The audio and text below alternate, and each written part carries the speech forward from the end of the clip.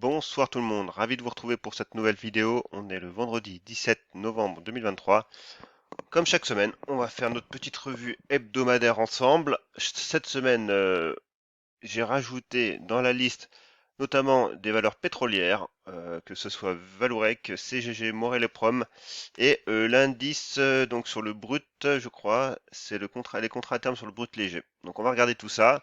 Avant de commencer, vous le savez, hein, ma revue hebdomadaire s'inscrit également dans un contexte plus large, hein. Donc j'ai mon compte donc X Ben de Lyon où je publie régulièrement des graphes avec leur mise à jour. Donc n'hésitez pas à vous y abonner. Et ensuite, bah, vous avez surtout mon site internet spéculateurmalin.fr où vous pouvez comprendre, découvrir, exploiter, voilà, faire tout ce que vous voulez avec l'analyse graphique. Le site est là pour ça, je l'ai conçu dans ce but.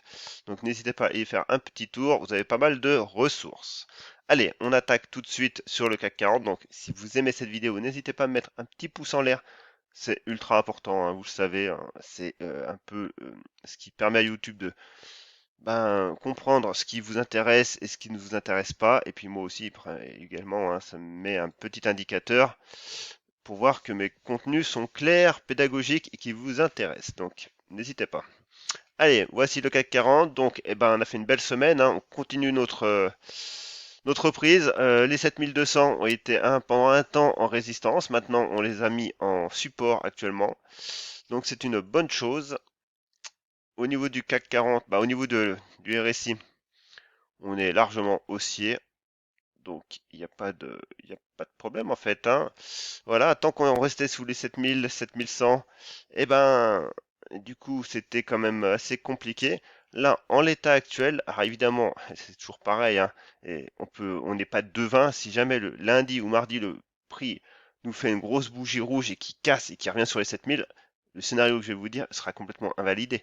Mais en l'état actuel, si on fait en fonction de ce qu'on a et des connaissances qu'on a du marché, tant qu'on tient les 7200 points, on est pas mal du tout. Voilà, on est pas mal du tout. On a un report chartiste qui se, qui peut se mettre en place, hein. Alors, je suis un petit peu malade, donc ça s'entendra peut-être un peu dans ma voix. Donc, désolé si jamais j'ai pas la diction très claire par moment. Je m'en excuse par avance. Donc voilà, donc notre report chartiste, on le reporte du coup sur les 7002 et ça nous donne évidemment cette zone des 7500 points, zone qui est le haut de notre range moyen à long terme, hein, quasiment, parce que voilà, depuis mars on est dedans, voire même un peu plus d'ailleurs, hein, depuis oui, 6 mars. Et pour l'instant, ben voilà, on est en plein dedans. Alors c'est aussi à court terme, donc à très court terme, on peut quand même aller voir euh, ben, cette zone-là, hein, des 7400 points. Donc après, tout dépend évidemment de votre horizon d'intervention. Pour du très court terme, on peut quand même aller jusqu'à 7400 points facilement si on tient ces 7002. Donc parce qu'on voit qu'on n'a pas on n'a pas beaucoup de résistance au milieu, quoi, en fait, hein. Les bandes de Bollinger s'orientent à la hausse, nos trois faisceaux convergent à la hausse, le RSI est haussier.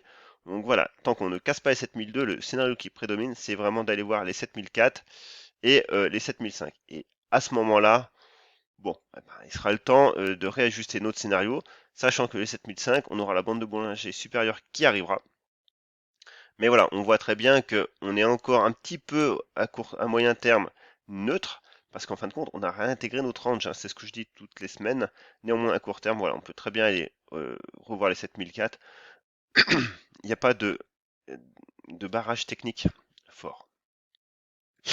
Allez, le CAC Mid et Small Caps.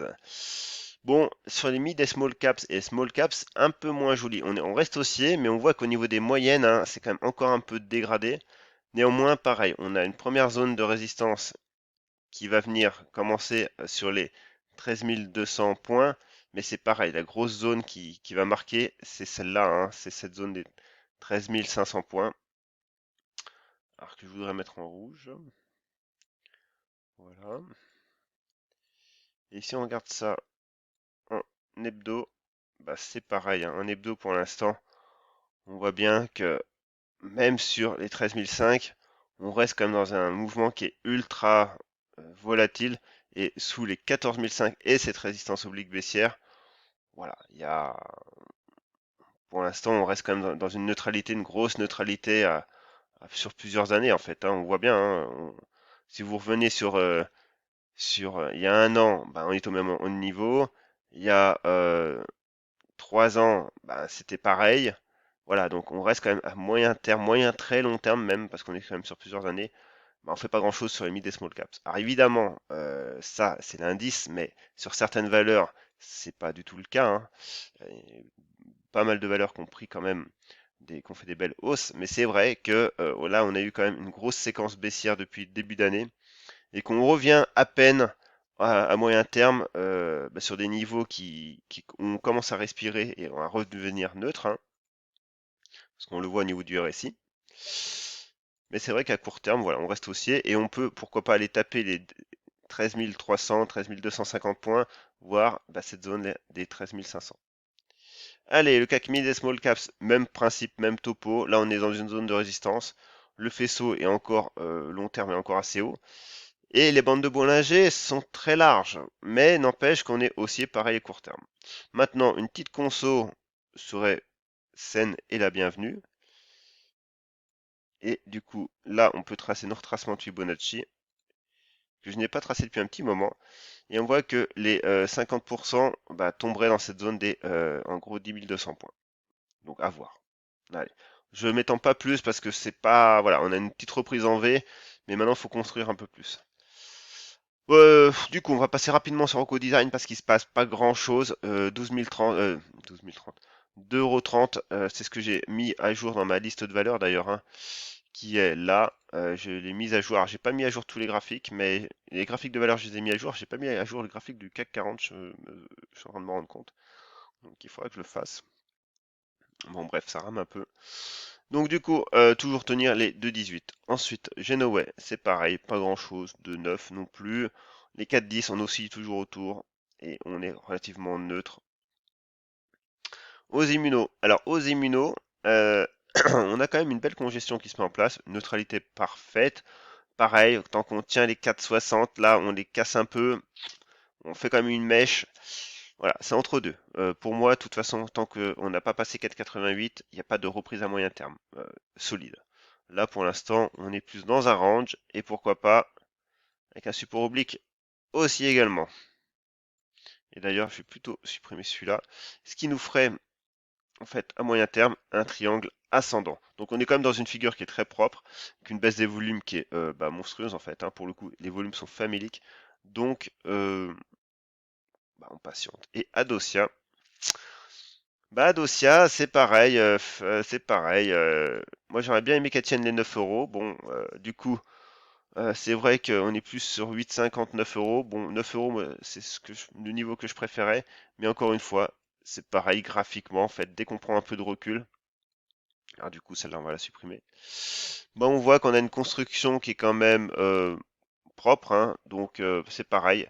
On a eu un petit peu de volume sur les hausses, on consolide. Donc, encore une fois, maintenant, si on passe à la baisse les 9 euros, eh ben, on retombe dans cette figure. Et tant qu'on tient ce support oblique haussier, on a quand même une dynamique qui est pas mal. Et puis si jamais, ben voilà, après on revient ici, on retombera dans un grand range. Allez, on va regarder rapidement alors, l'indice du contrat à terme, donc sur le pétrole brut léger. Donc c'est l'indice que m'a fourni TradingView dans les listes à surveiller par défaut. Donc si vous avez un autre indice, ben, n'hésitez pas. Et on voit qu'en fait, ben, il y a plusieurs valeurs qui dérouillent, hein. Alors, sauf Morel et Prom qui a fait un très beau parcours. Mais voilà, on voit que le pétrole consolide et l'indice en fait le montre clairement en fait, hein. On a quand même atteint un pic à 95 en septembre et là on est tombé quand même quasiment à 72. Donc ce qui nous fait quand même une belle petite baisse, hein, de quand même 23% à peu près. Donc là, en l'état, bah, évidemment, on est quand même dans un trend baissier, hein. Toutes nos moyennes sont en résistance. On a une oblique baissière sous la tête. Donc, voilà. Faut pas être devin pour se dire que c'est baissier. Et puis, pareil, on est dans un biseau descendant. Un biseau descendant, statistiquement, ça se casse par le haut. Donc, on surveillera la cassure pour, pourquoi pas, aller, aller retester ce niveau des 82.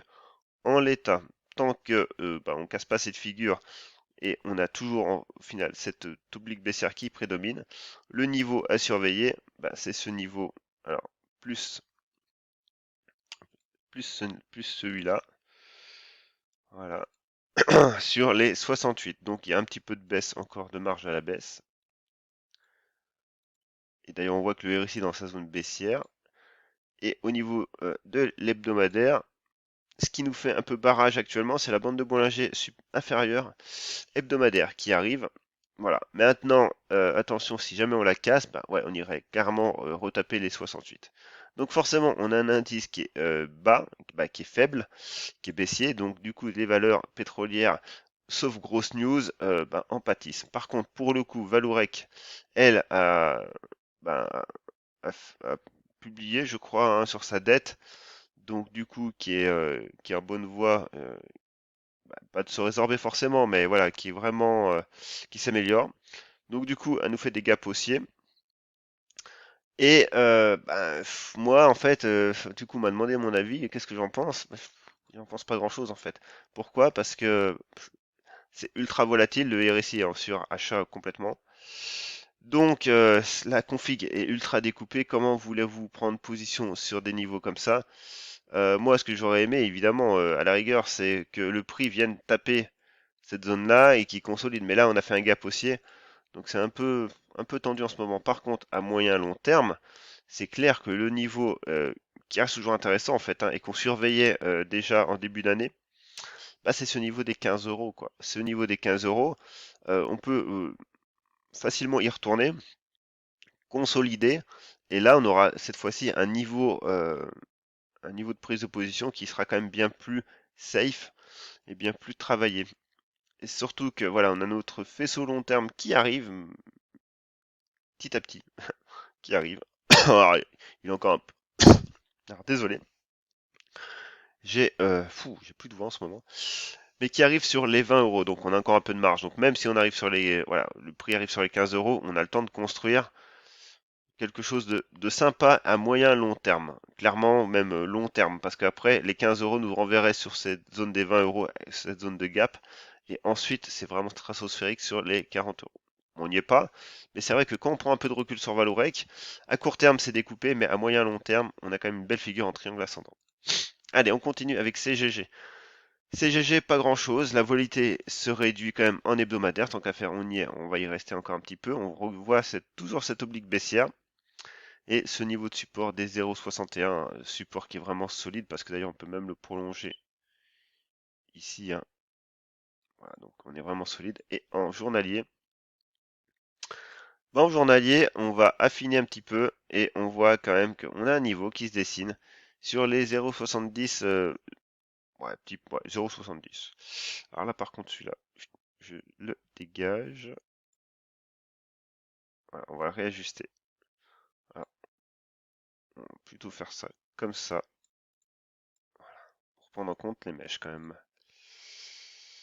Donc voilà, et cette zone-là correspond au plus haut ici. Allez. Donc voilà, on a une zone de résistance sur les 0,70 avec un support long terme, moyen long terme sur les 0,60. Donc à surveiller 0,70. D'ailleurs, il faudrait peut-être que je la mette dans ma shortlist celle-là. Morel et Prom, donc du coup, magnifique parcours elle, hein. Et elle revient, d'ailleurs elle break, hein, d'ailleurs elle break sa zone de résistance moyen long terme sur les 6,50, voilà les plus hauts. Donc on est vraiment sur une hausse en ligne droite.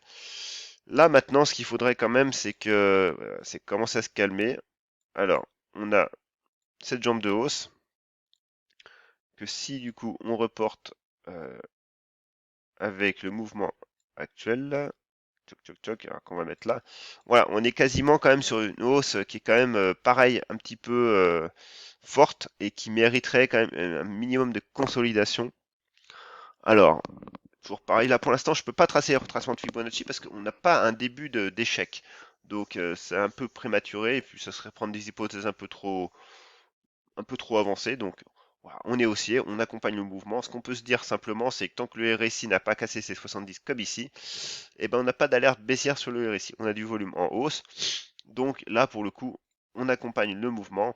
Et pour accompagner le mouvement, on se peut Alors, en journalier, on a un trend, on a un support oblique haussier. Par contre, on va abaisser au niveau des unités de temps. Et ce qu'on peut se dire, c'est qu'en unité 4 heures, voilà, on a une zone ici qui commence à prendre forme, où le prix avait un peu buté, voilà, il a repris appui. Donc ça correspond au faisceau moyen terme en unité 4 heures, qui lui, pour le coup, supporte toute la hausse. On voit que le faisceau court terme est un petit peu plus sensible, hein, malgré qu'il fasse toujours office de support, mais on voit qu'ici il a été un peu cassé et repris. Par contre, le faisceau moyen terme, lui, accompagne tout le début de la hausse. Donc c'est celui-ci qu'on va surveiller. Et ça correspond à peu près au seuil en plus psychologique des 6 euros. Donc 6 euros surveillés pour morer les proms. Et si on revient sur ces niveaux qu'on casse, voilà, la dynamique actuelle sera mise en pause. Et après, on aura le temps de réajuster.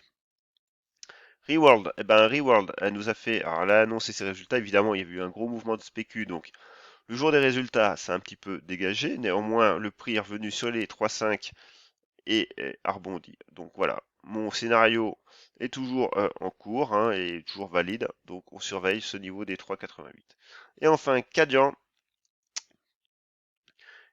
qui clairement, ben c'est pareil, de nouveau travaille un petit peu cette zone des 20, 50, 21 et voilà, ça a encore un petit peu besoin de consolidation, de congestion, mais les bandes commencent à se contracter, donc à surveiller de nouveau.